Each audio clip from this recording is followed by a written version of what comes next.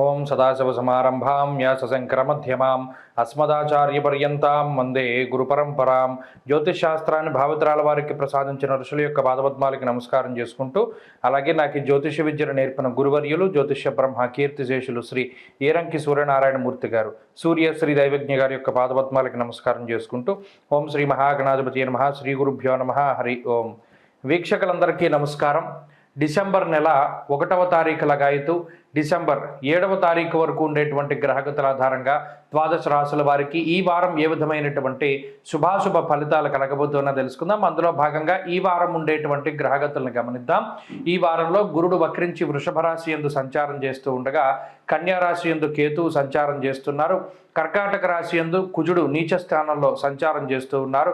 అలాగే వృశ్చిక రాశి యందు రవి, వక్రించినటువంటి బుధుడు ఇద్దరు సంచారం చేస్తూ ఉన్నారు.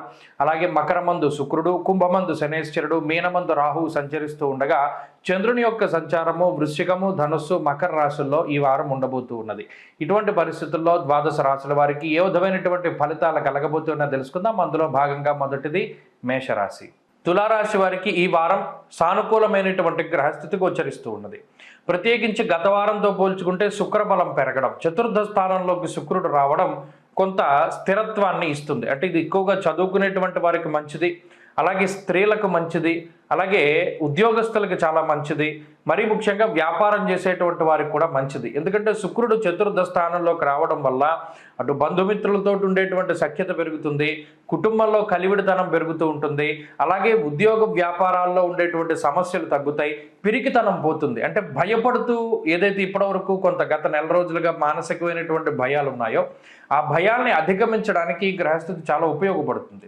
2వ స్థానం ముందు బుధుడు యోగిస్తూ ఉన్నారు, 6వ స్థానం ముందు రాహువు యోగిస్తూ ఉన్నారు, చంద్రబలం ఉన్నది. అదే మాదిరిగా వక్రించిన గురుడు అనుకూలంగా ఉన్నారు. అంటే 5 గ్రహాల తాలూకు అనుకూలతల వల్ల గోచారంలో 90% ఈ తులారాశి వారికి బలం ఉన్నది. దీనికి తోడు జాతకంలో దశాంతర దశలు యోగిస్తే అది మరింత శుభ ఫలితాలకి తీసుకుపోతుంది. ఒకవేళ ఆ దశలు బాగా లేకపోతే ఈ గోచార బలం మీద ఆధారపడి ఉండాలి. అందుకు కొంత స్థితిగతుల్లో వ్యత్యాసం వస్తుంది.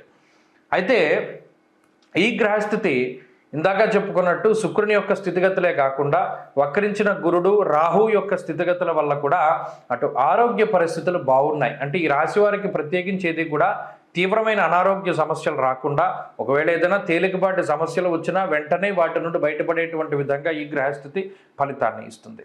ఇక 2, ఆర్థికపరమైనటువంటి సమస్యలను నిలువరిస్తుంది. ఏదైనా ఎప్పుడైనా తప్పక కొన్ని పరిస్థితుల్లో అప్పు తీసుకున్నారు, వాటిని తిరిగి మరలా ఈ వారంలో తీసిన అప్పే ఎవరి దగ్గరైనా తీసుకున్న అప్పు, ఉదాహరణకి ఏ సోమవారం అప్పు తీసుకున్నారు, గురువారం తీర్చేసేటువంటి విధంగానే ఈ గ్రహస్థితి సహకరిస్తుంది. అంతేకాకుండా కుటుంబ సభ్యులతో ఉండేటువంటి సఖ్యత పెరగడం, ఉద్యోగ వ్యాపారాలు బాగుండడం, అలాగే నచ్చినటువంటి విధానంలో ఇతరులు మాట్లాడుతూ ఉండడం, ప్రత్యేకించి ఇది ఒక మంచి పరిణామము. మీ మనసుకి ఆనందాన్ని కలిగించేటువంటి విధంగా ఇతరులు మాట్లాడుతూ ఉంటారు. వారు కుటుంబ సభ్యులు అవ్వనివ్వండి, జీవిత భాగస్వామి అవ్వనివ్వండి, పిల్లలు అవ్వనివ్వండి, మీరు చెప్పినటువంటి మాట వాళ్ళు వింటూ ఉండడం వల్ల ఒక తెలియని మానసిక ప్రశాంతత లేదా ఒక మంచి పరిస్థితులు అనేటువంటివి రాశి వారికి వస్తూ ఉంటాయి.